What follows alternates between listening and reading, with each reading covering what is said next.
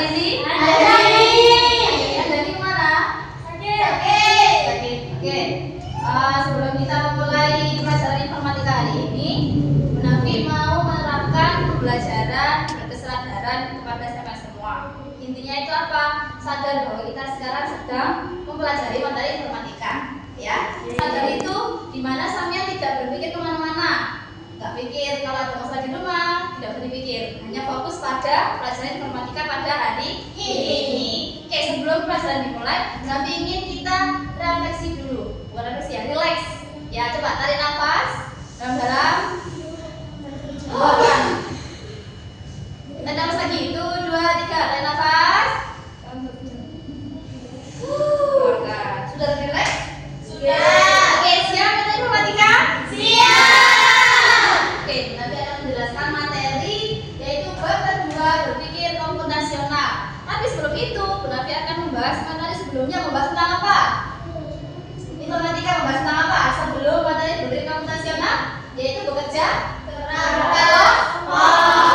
kelompok ya. Di bekerja kelompok kemarin Bu Nafi menyuruh kalian apa? Berkelompok untuk membuat tugas apa? Itu ya, yang berperan mengisi peran dari adik, kakak dan juga tugasnya yang ada di buku paket gitu ya. Dan materi tersebut akan berkaitan dengan materi berpikir komputasional. Sebelum itu, kita berdiri dulu boleh? Boleh. Kita berdiri. Berdiri, silakan keluar dari kursinya.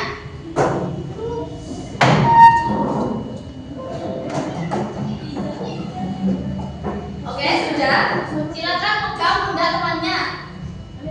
Ya, silakan dipijit. Siapa? Ya, ini tolong maju aja. Ya. Tolong dipijit-pijit. Nah, temannya. Sudah. Silakan balik badan dipijit temannya lagi. Ya.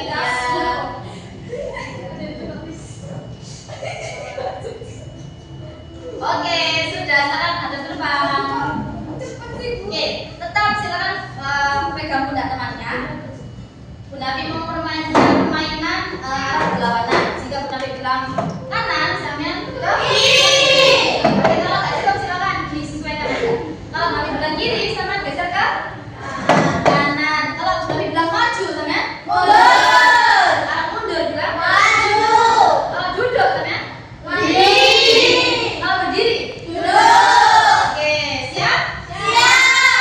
Oke, kanan, kiri, kanan, maju, mundur, berdiri, duduk, berdiri, kiri, kanan, maju, kanan, kiri, mundur. Sekali lagi, kanan, kiri, maju, kiri, kanan, mundur, maju, mundur, maju. Oke, berdiri, duduk, maju. Berdiri, duduk. Lagi, kanan, kiri, mundur. Kiri, kanan, maju. Oke, cepat kita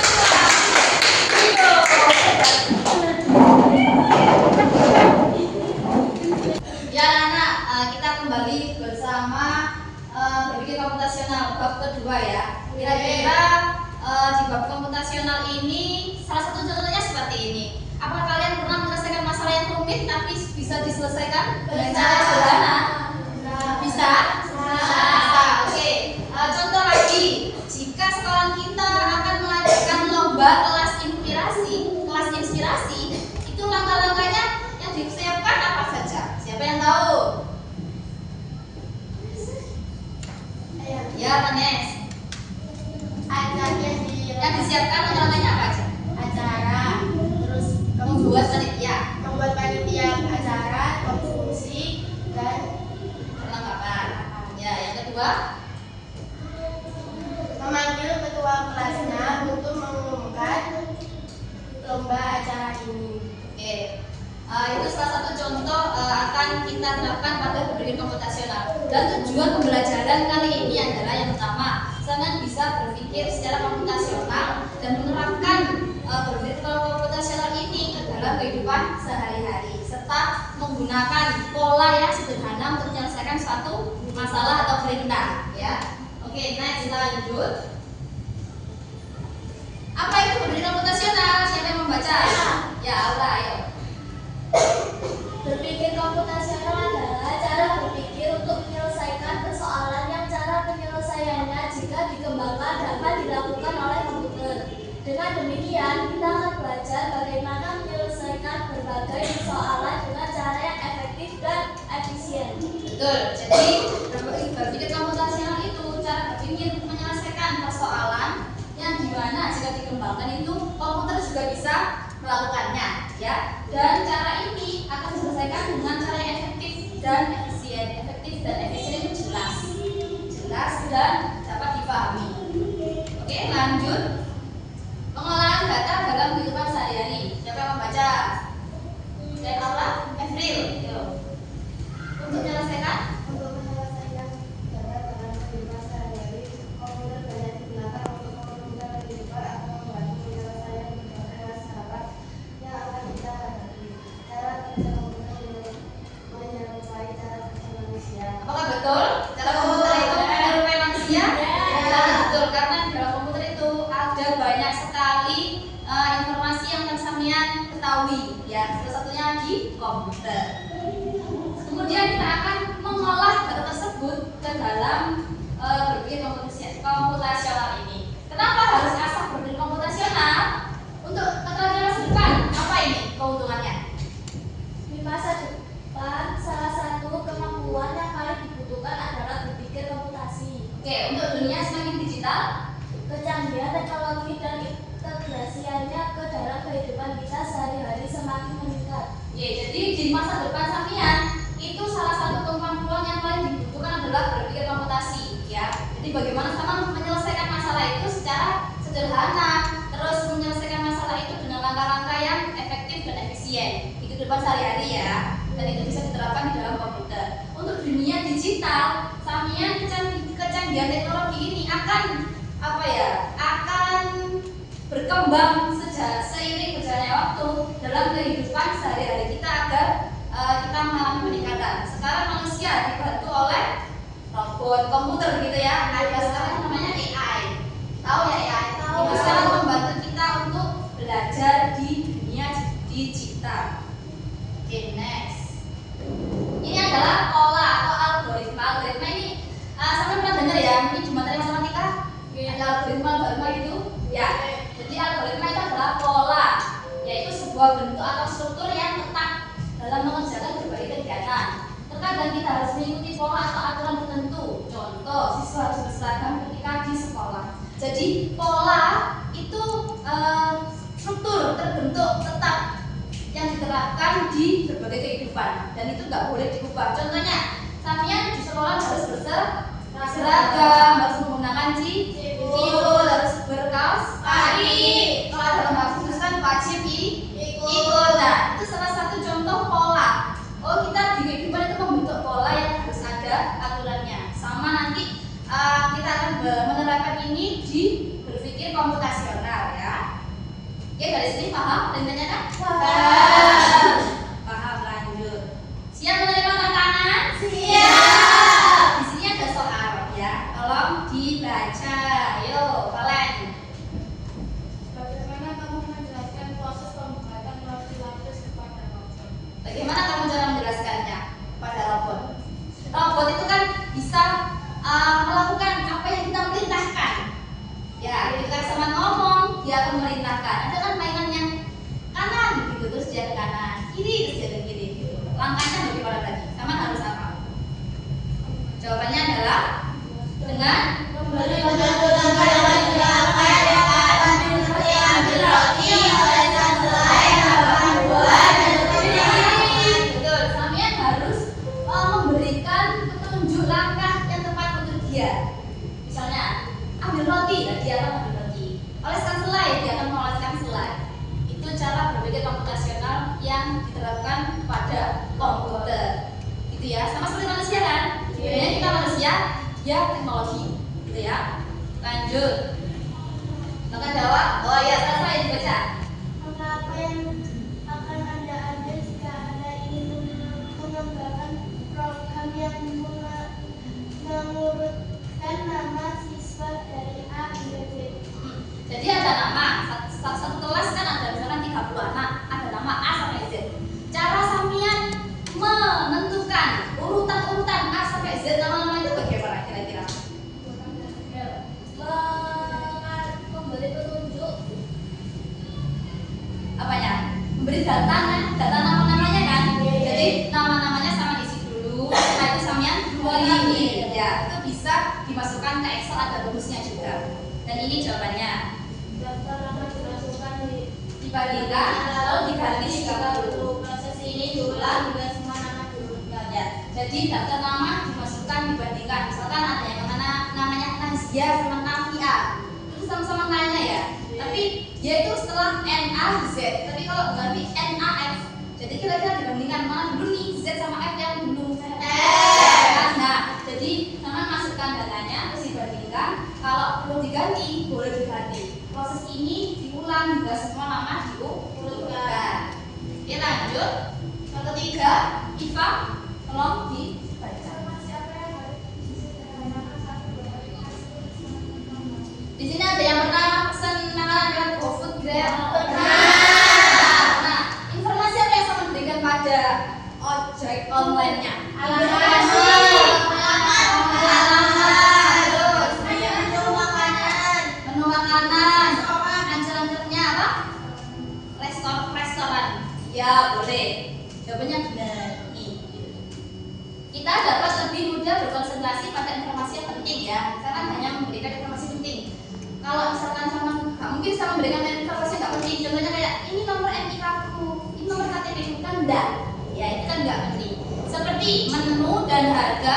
Pada saat kita menggunakan abstraksi atau menyederhanakan informasi. Di sini ada kata-kata abstraksi itu kita dapat menyederhanakan informasi. Nanti ada algoritma, pola dan juga abstraksi. Itu masuk dalam berpikir komputasional. Oke, soal 4. Inventaris yang tidak teratur merupakan masalah bagi sebuah toko. Inventaris itu barang yang ada di toko. Misalkan toko perlengkapan alat-alat nulis, itu kan ada buku, pulpen, itu namanya inventaris.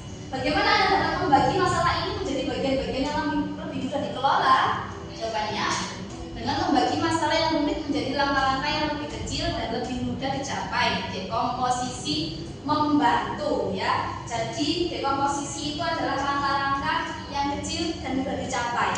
Jadi kita mikir yang simpel gitu, nggak mikir yang terlalu lebar, nanti malah kemana-mana. Kita mikir yang simpel aja dengan cara dekomposisi. Sekarang kita akan bermain Scratch. Ada yang tahu Scratch itu apa? Tidak tahu. Nah, nanti akan menjelaskan. Scratch itu adalah permainan berpikir komputasional, di mana nanti ketika sampean memasukkan perintah padanya, dia akan mengikuti apa yang sampean perintahkan. Jadi silakan dibuka videonya semua. Namanya ketik Scratch.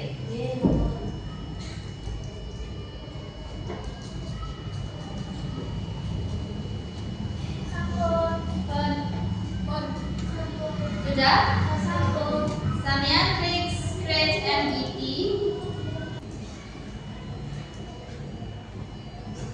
Ya, beginilah tampilan dari Scratch. Nah, setelah itu sampean tutup. Ada di kolom sebelah kanan itu sampean tutup pojokan. Di situ ada gambar kucing ya. Nah, di sini ada gambar kucing. Kita akan membuat kucing itu berlari ya dengan cara pertama kita tentukan dulu backgroundnya. Di pojok kanan bawah itu ada background, sampean ganti, pilih background terserah. Nanti mau pilih yang pantai. Sudah pilih background?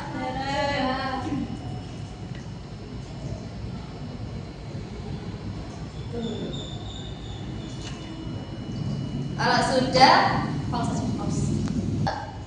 Ya anak-anak, setelah sampai menentukan background, kita akan membuat kucing ini bergerak ke kanan dengan cara sampean klik kejadian, kemudian klik ketika bendera hijau, klik. Sudah semuanya? Kemudian sampean buka gerakan. kita akan membuatnya bergerak ke arah kanan. Yang atas ini ada gerak 10 langkah. Kita masukkan ke dalam ketika diklik ya. Setelah itu yang angka 10 ini 10 gerakan. Ini sampean ganti 5 langkah. Dan ini belum bisa membuat dia berjalan. Untuk dia membuat dia bisa berjalan terus, sampean klik kontrol, sampean masukkan selamanya. Forever ya. Dan gerakan ini ada di selamanya ini masuk di luar gerakan. Jadi gerakan ada di dalamnya. Sudah, kita klik. Ya, dia akan mengarah ke kanan. Ya, Mbak, akan kucingnya akan berjalan ke arah kanan. Kita akan membuat kucing itu berjalan ke kanan ke kiri kembali. Sama kiri, yaitu gerakan yang di bawah itu jika di pinggir pantulkan, dan masuk di bawah gerakan. Jika di pinggir pantulkan. Setelah itu gaya rotasi kiri kanan. Bawahnya jika di pinggir pantulkan, kita enggak atur gaya rotasi kiri kanan kita masukkan. Oke. Setelah itu apakah sudah?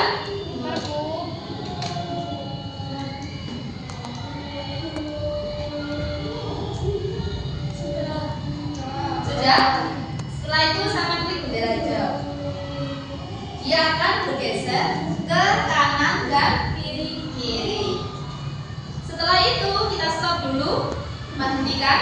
Setelah hentikan kita masukkan kostum. Di sini sama klik kostum. Di kostum ini ada 2 gerakan. Nah, ini sebentar. Di kostum ini ada 2 gerakan, yaitu gerakan seperti lari, ya.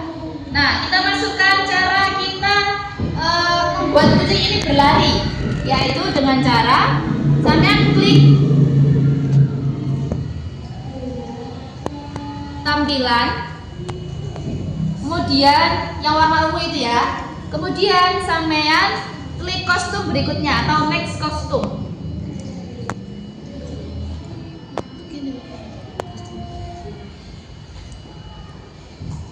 Next kostum, setelah itu sampean klik bendera hijau ya. Apakah dia berlari? Ya. Oke.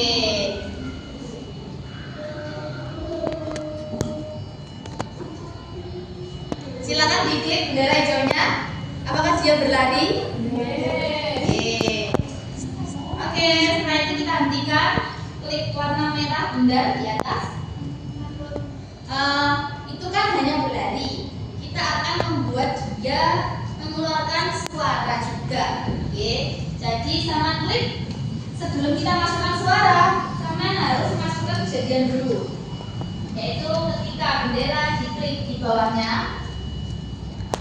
Setelah itu sampean tekan kontrol, kita buat dia selamanya.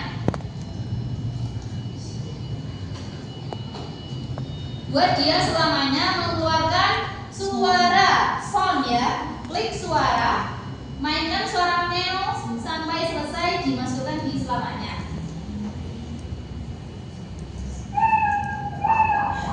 Oke, silakan di play. Sudah ada suaranya?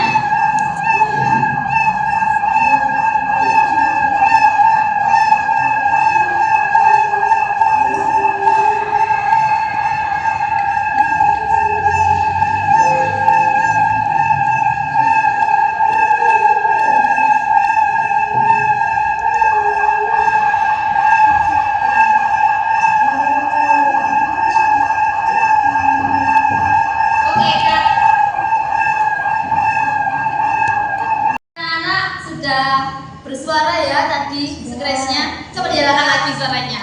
Coba dinyalakan lagi. Oke, selesai. Kita dihentikan suaranya. Tolong dihentikan. Setelah itu kita akan melanjutkan refleksi ya.